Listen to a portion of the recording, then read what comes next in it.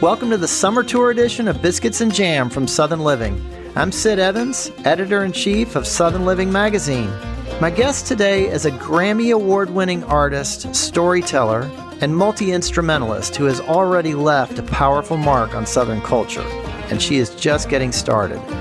Rhiannon Giddens grew up in North Carolina surrounded by bluegrass music, but her musical appetites led her to other genres. When she was young, she started singing in the Greensboro Youth Chorus and went on to pursue opera at Oberlin Conservatory. After that, she co-founded the Carolina Chocolate Drops, a band that focused on traditional black string band music, and she's since gone on to a remarkable solo career. Today, Rhiannon talks about the first time she heard clawhammer style on the banjo and what she learned from her mentor, Joe Thompson, a North Carolina fiddle player who introduced her to a whole catalog of lost songs. She tells the incredible story behind her latest opera, Omar, about a Muslim scholar who was enslaved and brought to Charleston, South Carolina, and who later wrote down his story in a rare and powerful memoir. Plus, she explains how she became obsessed with making the perfect biscuit while spending lockdown in Ireland. All that and more this week on Biscuits and Jam.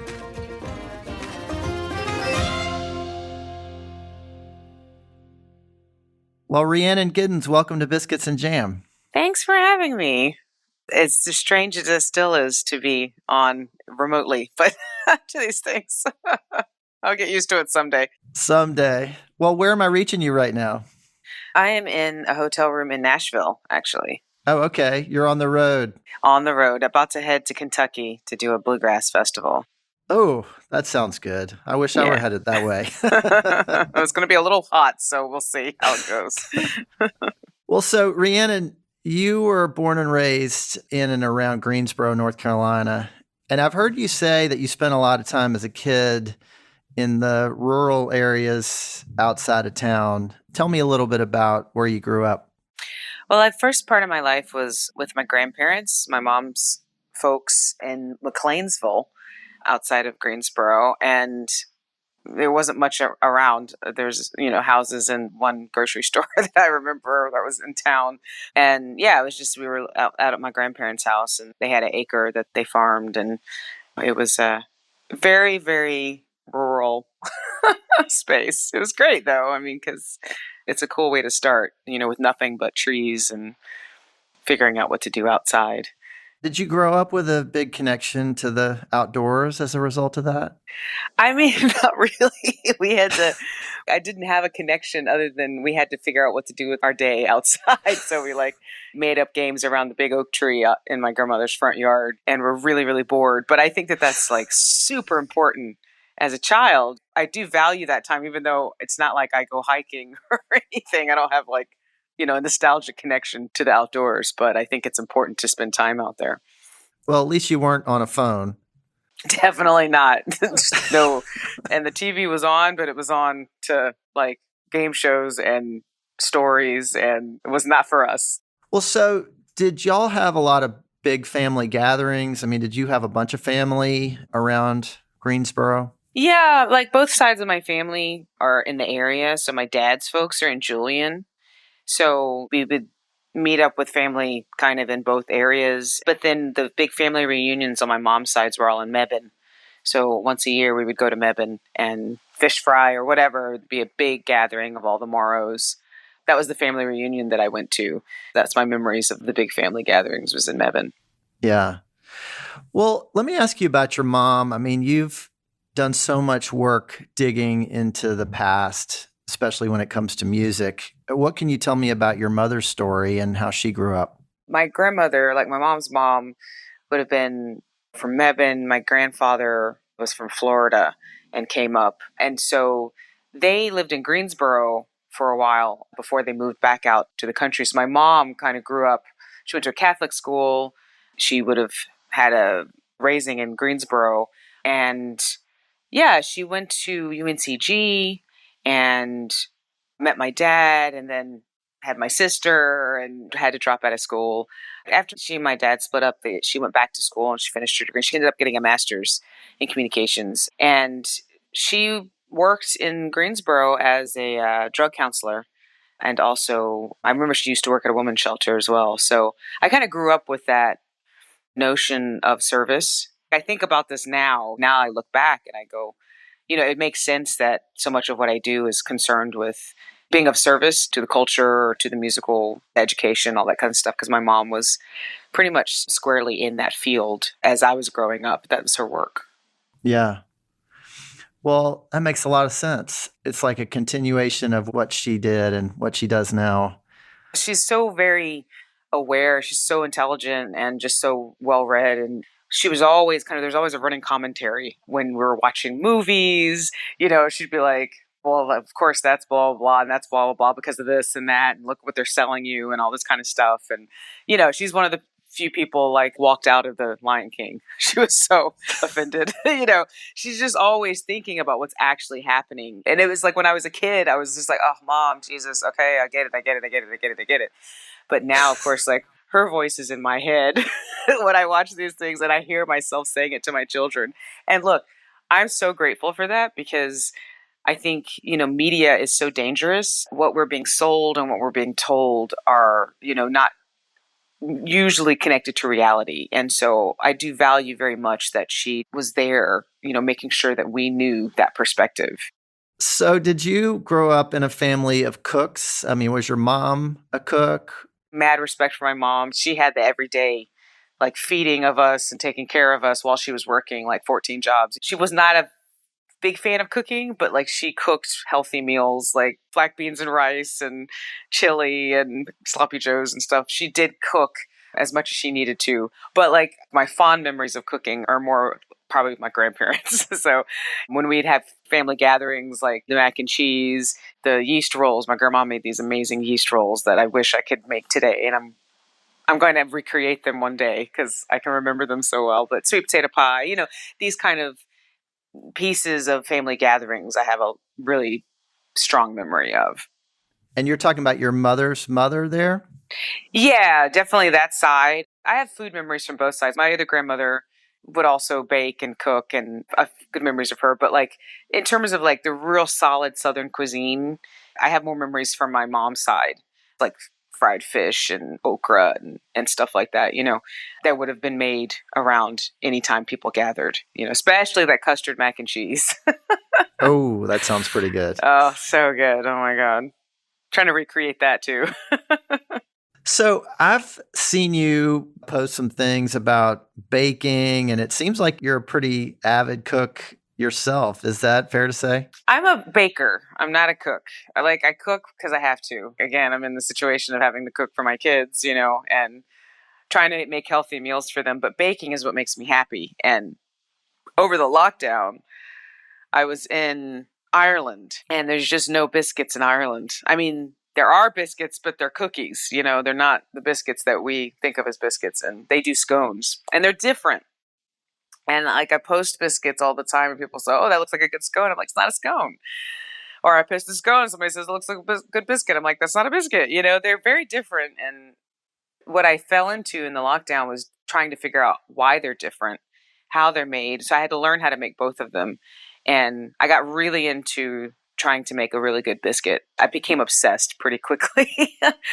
Self-raising flour in Ireland is very different from self-rising flour here in the States. So I had to figure all of that out, and I'm still doing it. I'm obsessed. I buy every book on biscuits or any of that kind of stuff I can get, and I'm trying different things. So what happens when the butter's room temperature? What happens when it's frozen? What happens when you cut it in? What happens when you grate it in? I am obsessed. It's a thing. So you still haven't arrived at that perfect biscuit yet? Well, I'm going to tell you, I've gotten really, really close. I think I have a biscuit that I'm very, very comfortable with. I actually do it when we're in Airbnbs around, when I'm doing other stuff, and I always buy white lily flour. And I make biscuits. It's hilarious. But I'll tell you, the recipe that I use for my fail-safe biscuits, not my ones where I'm experimenting to see what does what, but the ones that I know is going to deliver an awesome biscuit every time, is the Southern Living recipe. Oh, I'm actually I'm not making that up, because people ask me all the time, share the recipe. So I link to the Southern Living recipe. And the differences that I do are that I grate. Do you grate it in for that one? There was one difference that I made. I think You do. We freeze the yes, butter and then you grate it in. right. So I do. I've been doing that, but I put the pan in the oven as the oven warms up, and it gives me these unbelievable crispy bottoms that are just perfect. And I use Kerrygold butter, even when I'm in the States, because you can buy Kerrygold butter. Now, Irish butter has a higher milk fat content than American butter, and it is absolutely amazing. And I try to find that thick cultured buttermilk from like Whole Foods or whatever, where they sell it in the glass bottles. And so that is my perfect biscuit. White Lily self-rising flour, Kerrygold butter, and a really thick cultured buttermilk from, like a local farm. You cannot lose. They're the most amazing, fluffy, high, crunchy, buttery, amazing goodness. So the recipe is the Southern Living recipe. Oh, I got to try those tweaks. I like the idea of the pan in the oven to warm it up. That makes a lot of sense. I mean, just the bottoms are so perfect. It's just ridiculous. It's just ridiculous. I'm trying that this weekend. Yeah, do it. And like try that Kerrygold butter. You can get it at most grocery stores now. It's just fail safe. If you follow the directions, grate the butter in, put it back in the freezer for 10 minutes. It's all in the technique is what I try to tell people. Like you just have to make them to get better at it. That's it. You just got to make them. And that's all there is to it. So yeah, anyway, that's been really fun. Practice. Yeah, I love it. Well, so Rhiannon, let's talk music for a second. I've heard you say that there was music in your life pretty early on. I mean, like from the crib. And I know your sister is a wonderful singer. I mean, could everyone in your family sing, or was this more just sort of your generation? My dad's side is hugely musical. So my grandfather was a bluegrass musician. My uncle was a bluegrass musician. My dad was a musician. My aunt's a singer. Obviously, my sister's a singer. My cousin, my aunt's son, is a ridiculous guitar player and composer and writer. So it's just kind of like when we would be together for Christmas and we'd be singing like 4-part harmony Christmas carols and stuff. I mean, it was definitely like that family is full of music and art and stuff. Cause like my other cousin's an architect, it's really interesting how you can just kind of see it, manifest in families. My mom's side, I don't know of a lot of music in that side of the family, but she's a real like a music appreciator and just really very smart about music. And she exposed me to a lot of really interesting things growing up, like Andre Segovia, and she has a really eclectic taste. So between the two, it was just kind of music was always around. And so I was always singing with my sister or with my dad and my mom. We would be singing like Peter, Paul, and Mary songs and stuff in the car. So cliched, but yeah, it was just kind of part of the fabric of life. I never thought about being a professional musician. It was just like, oh yeah, I sing with my sister. I sing with my dad. My mom would never allow us to like do these Star Search things, these talent show searches. She'd never let us sing. We would have to go like do a kata from karate.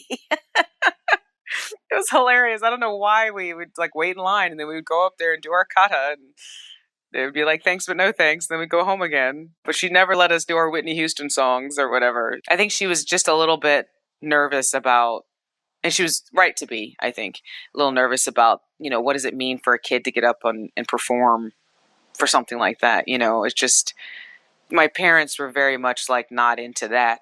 They saw that we had talent and could sing. And so instead of doing that, like they put me in a youth chorus, a Greensboro youth chorus, so I sang in the choir and stuff like that. So I am grateful for that because I feel like it kind of allowed me to find music in my own way and in my own kind of context rather than I think when you kind of get on stage and you're like, oh, people are clapping for that thing that I just did. It kind of skews why you're doing it if you're not careful, if it's too young when that happens. So I am grateful, even though I was always grumbly about not getting to do my Whitney Houston song. Sounds like mom knew what she was doing. Yeah, they both did, I have to say. Both she and my dad. They were very smart about it. So, Rhiannon, you're known as a banjo player, though it seems like you can play just about anything. I'm guessing that in North Carolina, you probably heard a lot of banjo played by white musicians. I mean, maybe Bill Monroe or Flatt and Scruggs or people like that.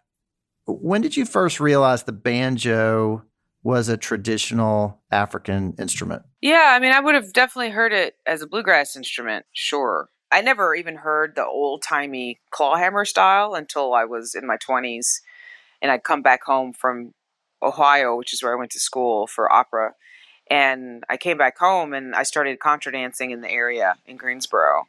And there was all these old time bands. So I started hearing round peak style banjo, old time banjo playing. And I was like, that clawhammer stuff. I was like, whoa, what is that? That sounds so amazing. So I was attracted to the sound immediately. And then just gradually, can't remember what the lightning strike was. I think I became aware of CC Conway's book, African Banjo Echoes in Appalachia, I think, where she had interviewed and explored these living black banjo players in the North Carolina, Virginia, Piedmont. And so I think that I started to know about it pretty soon after I started getting into it. And then it was just like an explosion of wanting to know more. And I just kept learning more and more and more. And now I know that it was invented in the Caribbean and it has all these African ancestors, but it really is truly an American instrument, a Black American instrument. And the more I learn, the more fascinating it is. It's just such an incredible history. I'll be back with more from Rhiannon Giddens after the break.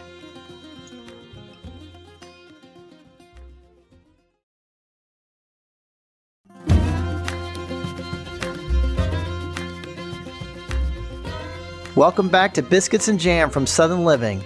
I'm Sid Evans, and today I'm talking with Rhiannon Giddens.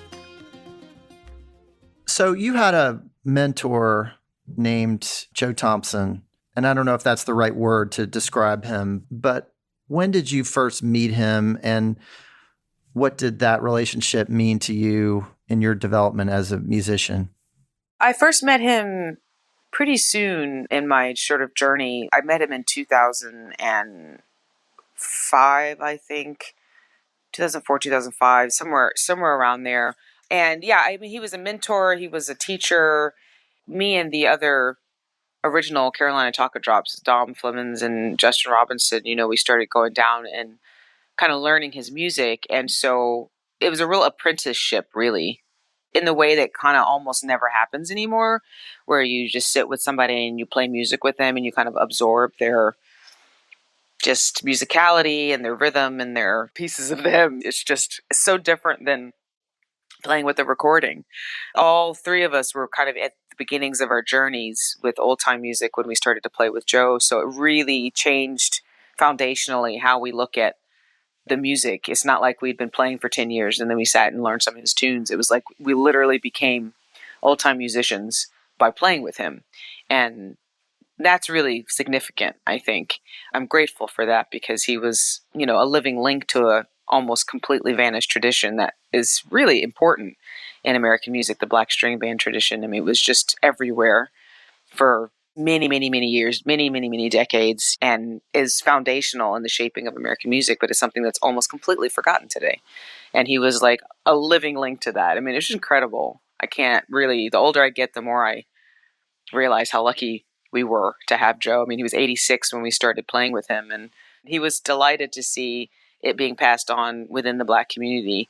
He would play with anybody who'd come to his house, black, white, whatever. But it was, significant for him because he was the last one in his family to play that music, and to see us pick it up, I think really made him happy. What's an example of a song that you would have sung with him? Oh, we did stuff that was like a lot of people would know, like something like I Shall Not Be Moved, or Lights in the Valley. And then there are things that were kind of really not so common, like Old Corn Liquor or Don't I Got a Ramblin' Mind. Then he would have really unique versions of stuff like John Henry, which is a very, very old, widespread tune. Polly Put Your Kettle On. So it was a lot of the real basic kind of pan-Southern tunes, but he always had a real unique spin on them. You just know when you hear it, that's a Joe Thompson tune. How does one of those go? I mean, were these songs that became part of the Carolina Chocolate Drops catalog, or were they sort of unique to him? Oh, no, we played, I mean, that was part of the beginning of the Carolina Chocolate Drops, was like spreading Joe's music and talking about Joe Thompson and talking about early black string bands. I mean, so we played a lot of his stuff It was on the first record. I think the first record that we ever put out was Don't I Got a Ramblin' Mind. It was called that. Don't I got a rambling mind, don't I got a rambling mind, don't I got a rambling mind, don't I got a rambling mind.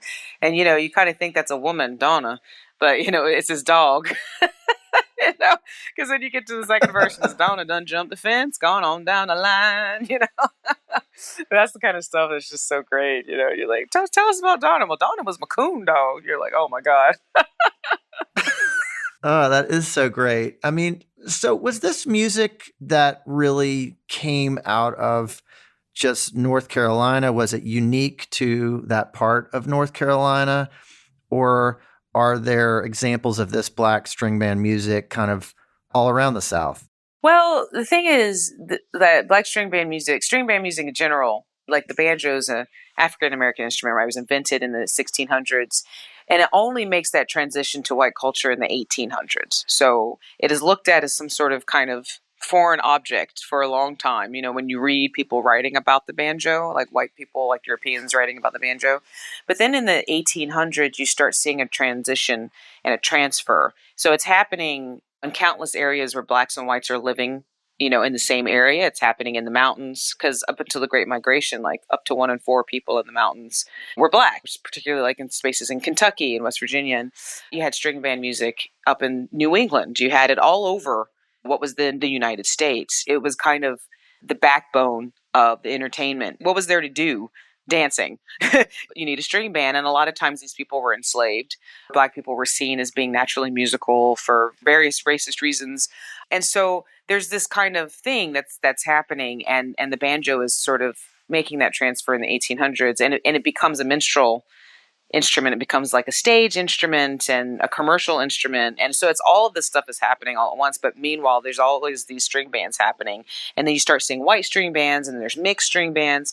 But what happens is that you just have regional variation of sort of a pan-Southern thing. These songs are kind of going back and forth to minstrelsy, back to folk music, back and forth. People travel and they take the music with them. So what happens in the lead up into the beginning of the recording industry in the 20s is the shift in demographics because Black people are moving out of the South because of white supremacy. And they're moving in great numbers to different urban areas.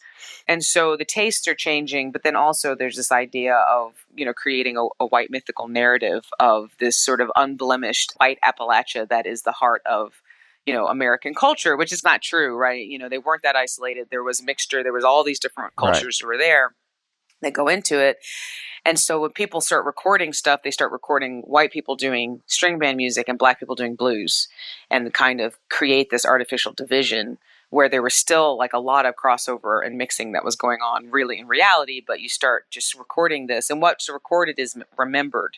So the Black string band starts to die out because if you want to go get recorded, whatever, anyway, so I'm trying to encapsulate it, but you would have had like, all of these people everywhere doing different versions of these songs. Joe's people were in the Piedmont, and there's a different feel to like Piedmont music than to say music in the western part of North Carolina or the eastern part. They're all different styles and things. And Joe was just part of a family that for some reason there was this kind of holdover where all the different communities around had sort of abandoned that idea of community dancing.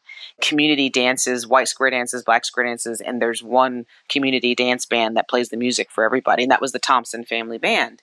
And this would have been the case all over the place, like a generation or two before, but it started dying out. And for some reason, in Mebane, it continued into, say, World War II, with the Thompson family. And then after the war, his brother moved away and the dances kind of weren't happening anymore. And then he starts to become a performer when he's rediscovered. But we're just lucky that we had Joe because it could have very easily died out in his family too, if he hadn't picked up the fiddle, for example, or whatever, if his family had moved away. So we're really lucky. It was just this link to such a vibrant tradition. I gave a little snapshot of it, but it can't really dig into it here in the podcast. But there's just so much to learn and so much richness to that music. So yeah, it's great to have that connection.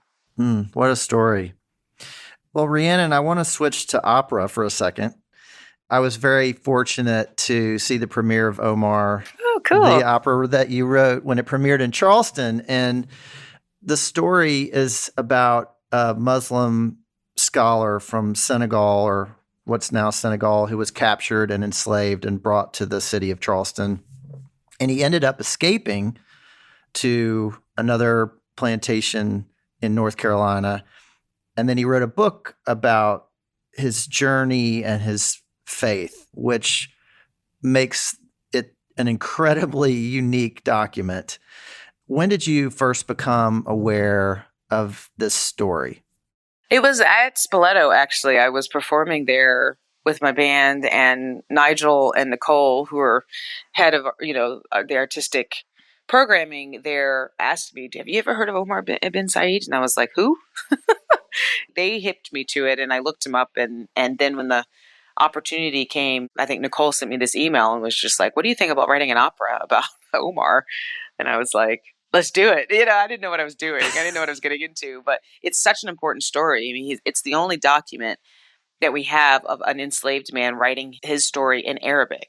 He was illiterate, and he was incredibly intelligent. He was 37 when he was captured. I mean, it's really hard to imagine. 37 years old, and he lives to his 80s in a totally foreign land. So it was just a really intriguing story, and I didn't know what I was getting myself into, thankfully, or I would have said no. But that is one of my things, is I throw myself into the unknown, and it makes me really figure out what I'm doing. And it's been an incredible experience of 5 years of stress and and also joy. There's been a lot of real creativity that has come around doing this project and trying to sink into his story. Well, the opera was incredible and such an experience to see that. It almost seems like your whole career kind of led you to Omar. I mean, you studied opera when you were at Oberlin, and you've also spent a lot of time studying slave narratives and putting them to music. What was it about the form of opera that made it such a great vehicle for this story? Well, it's such a massive story, when you think about it. It's really massive, and opera can hold that. Opera is an art form that can hold a massive story. When you think about the stories that are told that we know of already, they're just very high drama and high emotional content. And so the idea of music telling the whole story, but in conjunction with drama, in conjunction with the production, the visual of the production, which were so incredibly strong for this production of Omar, and told their own story, their own piece of the story. It's an art form where everything comes together. All the art comes together. We had dancers, and it was the ability to really engage with this on that level. His story deserves that, because it is so massive. And all of the things that I've done leading up to it, it was kind of interesting how much of, because I wrote the libretto, how much of that libretto just sort of poured out of me. It was from all of the study that I've done. I didn't even have to think about a lot, like the middle passage just came out, and so it does kind of feel like it was everything that I was doing in my life kind of led me to that moment. It's really interesting. Even Joe Thompson is represented. We do Old Corn Liquor is the square dance, and those calls that singer is singing are Joe's calls. It was really important to me to put DNA that was tied to real people, in the African American musical community. Like the opening melody is from a scrap of transcription of Black people in Jamaica who we know were Muslim. We don't know anything else about them, but they were singing this melody, and it was notated down in the late 1600s. Wherever I could put those Easter eggs, I did, because I was like, this is not about me and what I'm doing. This is about how much can I put our anonymous voices in that, where I just thought it was really important to do that. And so I don't know what Joe would think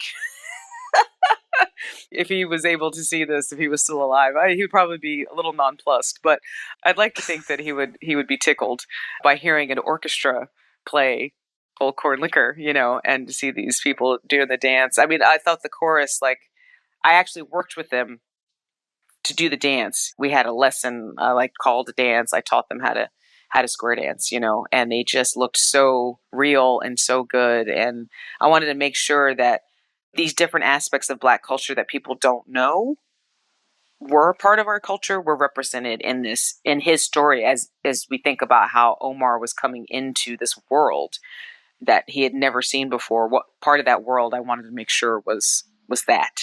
Well, it's just such a spectacle, and it's a beautiful piece of music, and I'm so glad it's going on the road. I think it's going to be in a number of cities, so I hope people get the chance to go see it. It's really something special. Well, thank you. I'm really delighted to hear the response has been really strong, and it will be in Chapel Hill in February of 2023. So that's the closest Southern performance at this point. So that's exciting. Yeah, but it'll be in a lot of cities around. That's great. Well, so Rhiannon, I interviewed Amethyst Kia not long ago, and I was talking to her about your collaboration on Our Native Daughters, which also included Allison Russell and Layla McCalla.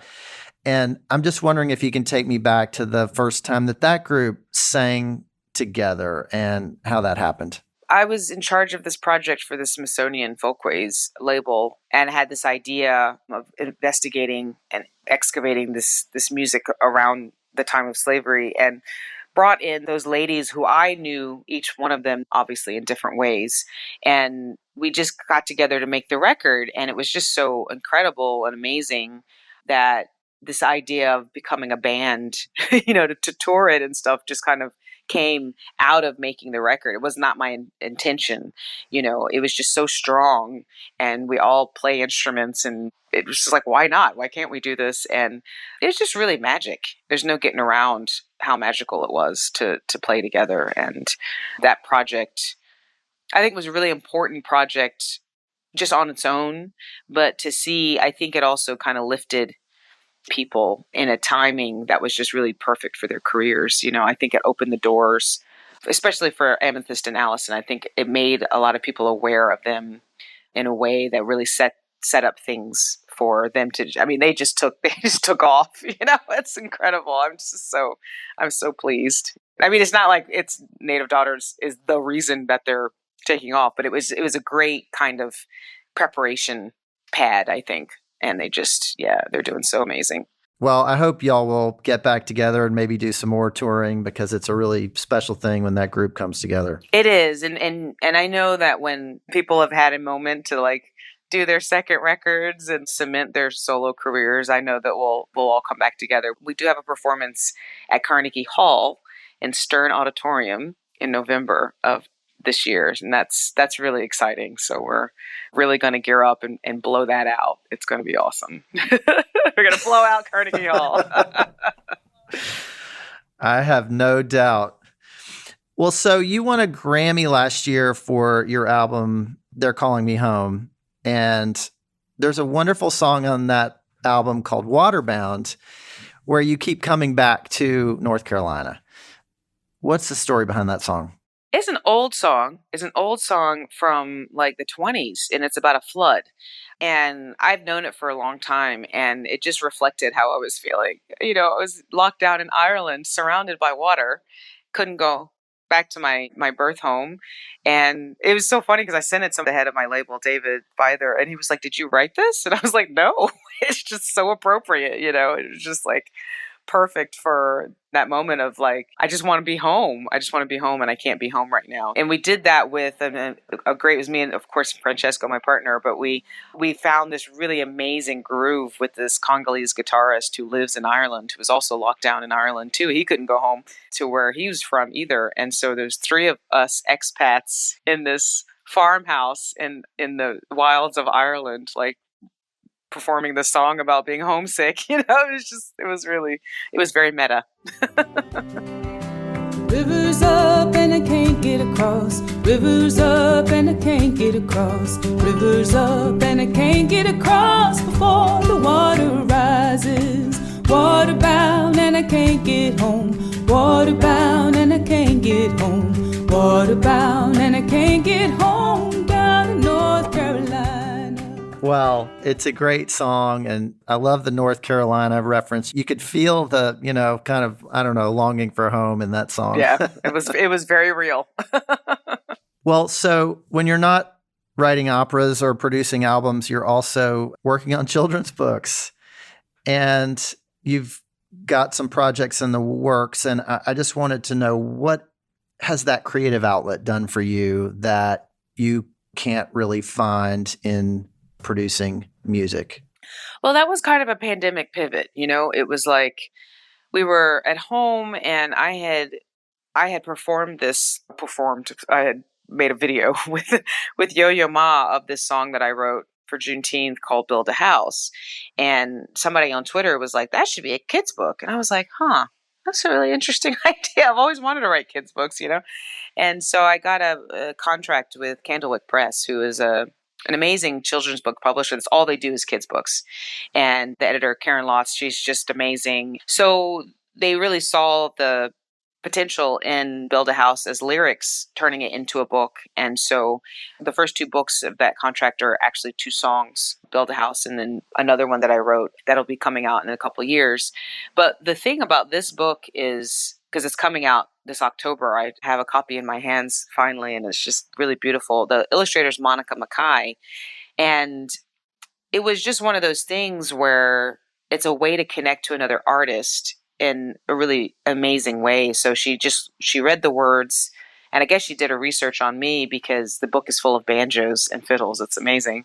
She came up with this story that just fit the words so beautifully and illustrated it. And it's just like this little family and this little girl. And it was such an incredible experience to look at another artist's response to my art. And now that'll be something that I can give to kids, that, it'll be in libraries, hopefully. And another way for that song and that message that I've been working on for the last 15 years to live. And so, as I get older, I think, are there ways for this message to live in other art forms, not just me on a stage live, but as a book or as a video, as a podcast, and that was kind of an amazing just thing altogether. So I'm very, very proud of that. Well, I love the art. I've seen you post some examples of it, and can't wait to see that when it comes out this fall. Yeah, it's really beautiful. Well, Rhiannon, I just have one more question for you. What does it mean to you to be Southern? It means, embracing the fullness of everything that I am, because I feel like I represent what the South is, which is a mixture of things. And I think that's where our strength is. And as I grew up as a mixed race person in a society that demands that you check a box, right? I have many memories of do I check white? Do I check black? Do I check other? None of these things are true, As I tried to make sense of who I am, really the music kind of rescued me and my identity as not only a musician, but a Southern musician and a North Carolinian musician. And the music shows all of the influences mixing and becoming this really beautiful thing. And so I could kind of step into that identity of, I'm a result of a lot of years of hard things, a lot of years of beautiful things. And ultimately that mix is what being Southern is.